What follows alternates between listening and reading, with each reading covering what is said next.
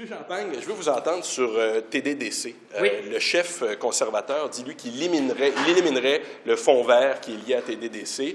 Vous, qu'en est-il? Est-ce que vous surprend?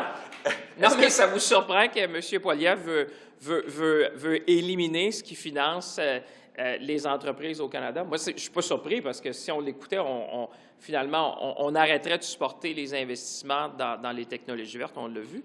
Mais moi, ce que je peux vous dire, ce qu'on a fait, c'est que d'abord, vous savez, quand il y a eu des allégations, on a commandé un rapport avec Raymond Chabot. Ce rapport-là indiquait un nombre d'éléments problématiques pour lesquels on a demandé à l'équipe de direction, c'est-à-dire à la CEO, au conseil d'administration, d'apporter des changements importants pour s'assurer de la gouvernance.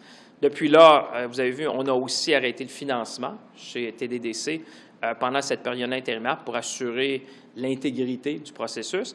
On a eu après ça la démission de la présidente de TDDC. Plus récemment, j'ai accepté la démission de la présidente du conseil d'administration.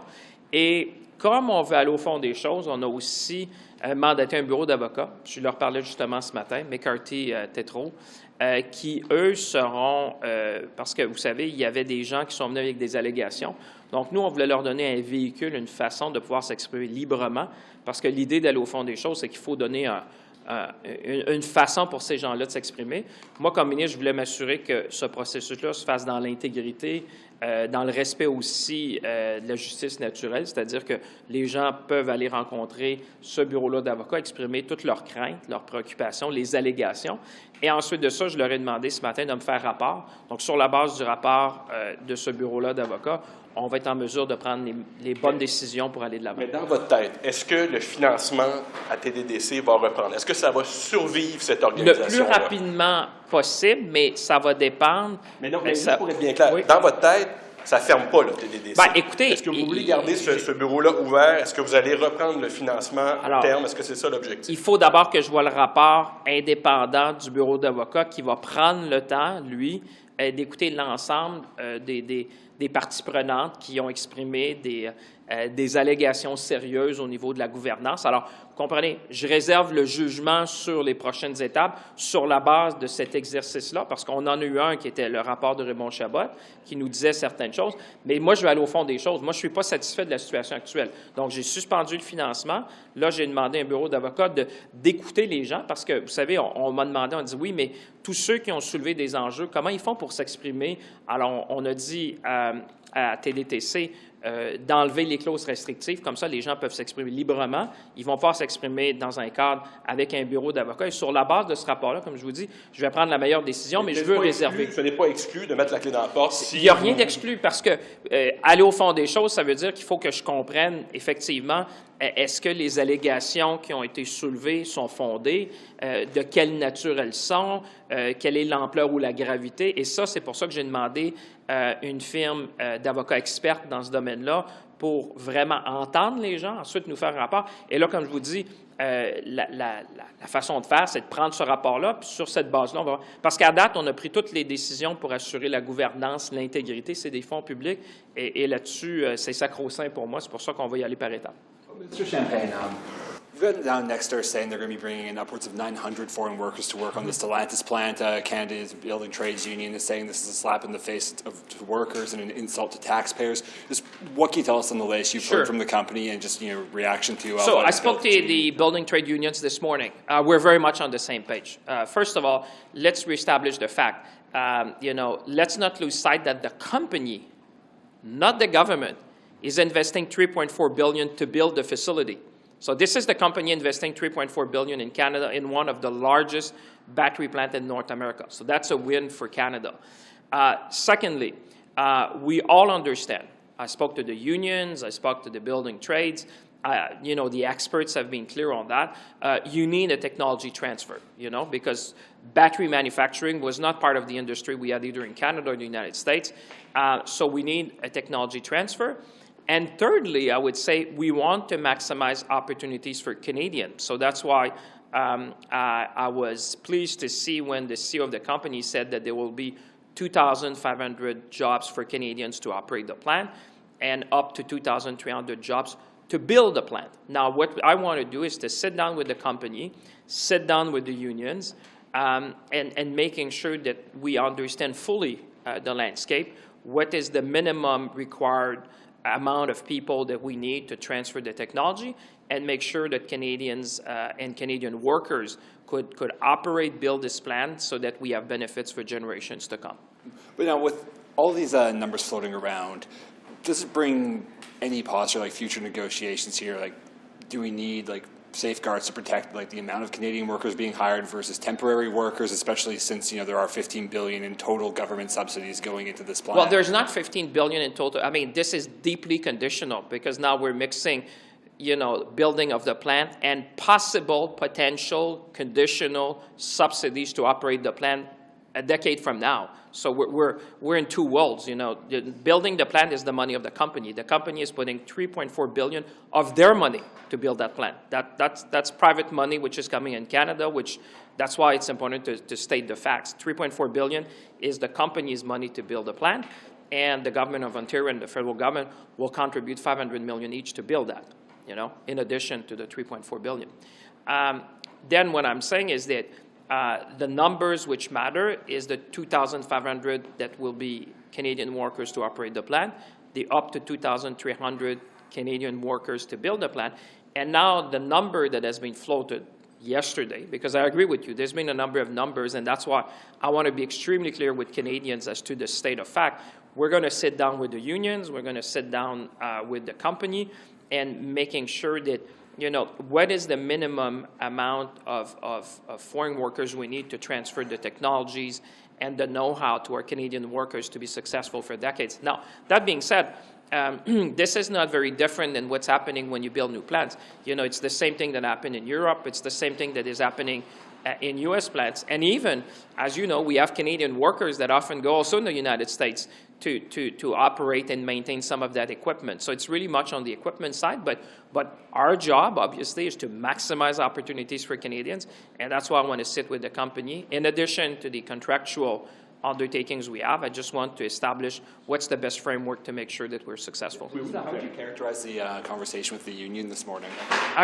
We're on the same page. We're on the same side. I mean, I want to maximize opportunities for workers. I mean, this is why we bring these plants, is to provide, like I said, this is a generational opportunity. It's one of the largest battery plants that will probably be here for decades to come. You remember the Volkswagen was talking a plant of a century, So this is going to be massive, and that's why I think I find it really disturbing that the Conservatives are playing politics with that, because, if you follow them, Canada would basically close for business because we want to attract foreign investment.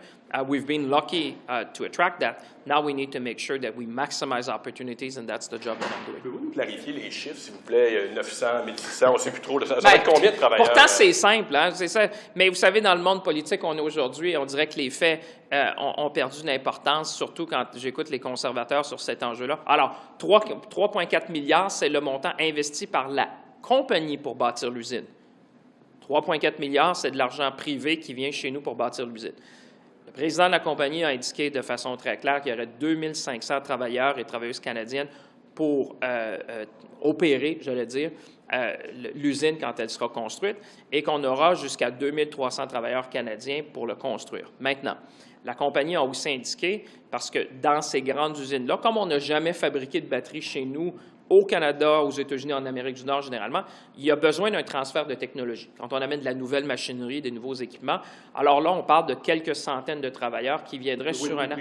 Bien, on va avoir cet exercice-là. Moi, j'ai parlé aux syndicats ce matin pour avoir une rencontre. Les syndicats, mon ministère, l'entreprise, pour voir c'est quoi le nombre de personnes qu'on a besoin pour transférer cette technologie-là, ces compétences-là, parce que c'est ça qui va nous permettre d'avoir du succès sur le long terme. Sur l'accord de libre-échange avec l'Ukraine, vous voyez l'opposition des conservateurs qui s'opposent à un bout dans l'accord où on dit qu'on va faire la promotion de la tarification sur le carbone. Vous interprétez ça comment, cette prise de position? La mauvaise foi. Écoutez, il y a un pays qui est en guerre, et là, honnêtement, même le président Zelensky, j'imagine qu'il regarde ça et il se demande, mais où c'est qu'on est rendu?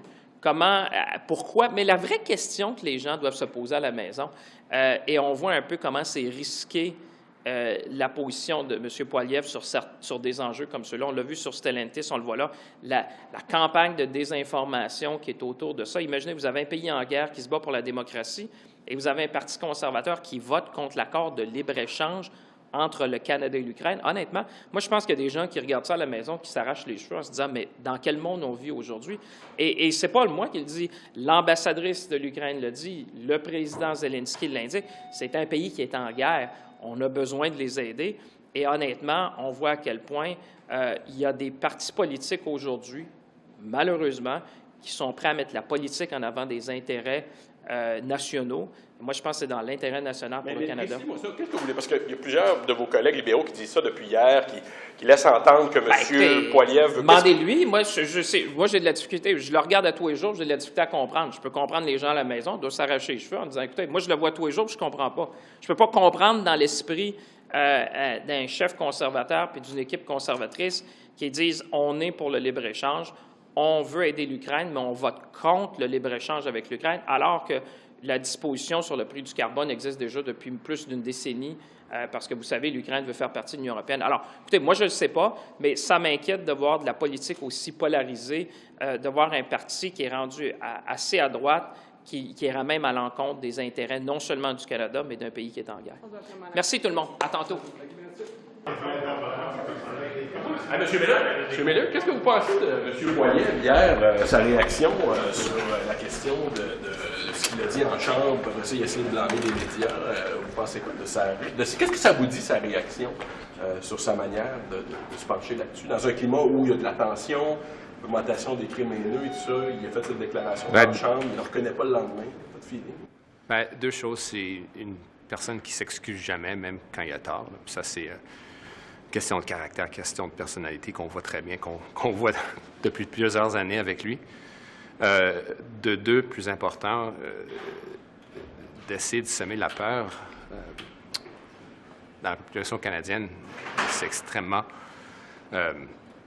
cavalier comme réaction. Quelqu'un dans une position de responsabilité, oui, certes, chef de l'opposition. Puis, troisièmement, dans votre cas, d'essayer d'intimider les journalistes, c'est pas juste. Là. Il me semble que de toujours cibler les journalistes, c'est quelque chose qui n'est pas de bonne foi. Puis ça joue à certains éléments de sa base qu'il essaie de solidifier. Il me semble que ce serait déjà assez solide vu son attrait pour ces gens-là. Mais je trouve que c'est malsain de cibler les journalistes constamment. Là, vous avez une job à faire. Je ne suis pas toujours sorti moi-même indemne des points de presse, mais j'en ai beaucoup appris. Et j'ose dire que j'ai pu mieux faire ma job. Lui, c'est pas de sa nature. Là, puis je pense que le plus que les Canadiens puissent voir ça, ils vont voir que c'est une personne qui est.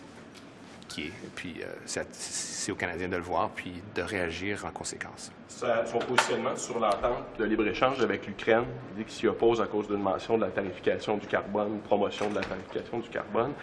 Ça aussi, ça vous dit quoi? Qu'est-ce que vous pensez qui est derrière ça? Aucune idée. Il y a des gens qui suggèrent que ça joue à sa base sa base complotiste, là, qui voit de toutes les couleurs en ce qui a trait à la guerre entre la Russie et l'Ukraine, qui favoriserait l'Ukraine, je ne sais pas. C'est de la spéculation, je l'ignore, franchement. C'est de la foutaise. Genre, franchement, sauf dans son caucus, je ne sais pas c'est quoi la source de ce malaise. Il me semble que son parti, qui traditionnellement, de façon géographique, a beaucoup d'appui dans la communauté ukrainienne, serait ravi d'appuyer un tel traité, surtout que l'Ukraine a un prix sur une tarification sur le carbone depuis, si je me rappelle bien, 2011. Alors, c'est bête de sa part, mais il y a peut-être un motif que j'ignore. Merci. Je vous remercie. Merci beaucoup. Minister, quick question. A poll released by Omni Television on... Sorry, what's your name? Darcy from Omni TV. A poll released by our station on Monday showed that the majority of new immigrants didn't think the Canadian government had a plan to get them settled. What is your response to that? Well, I haven't seen your poll, and I would be glad to take a look at it. I think, when we take a step back and we look at what Canada represents for a lot of people coming here in record numbers, if you rely on the data that IRCC and the pressures that we're feeling, they see Canada as a place of hope. I would say generally, as a country, we have often entertained that hope and been very attractive to countries for people trying to come here for every reason you know, whether it's economic migration, whether it's families and spousal reunification, people that come here for love or love of their siblings that have come here and made a great home, or refugees looking to flee war in particular.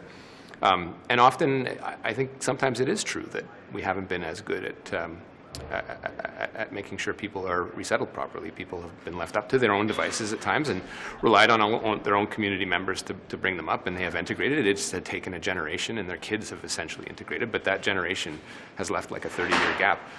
That isn't necessarily the case today. I think we are realizing that as a country we need to take better steps to integrate folks. The department spends well over $1 billion in resettlement funds directly for people that need it most, obviously people coming with refugee backgrounds or protected persons. Those that come under the economic mobility pathways usually have the means to integrate. They don't need the services of the federal government, but at times there is perhaps some need on the side for them as well.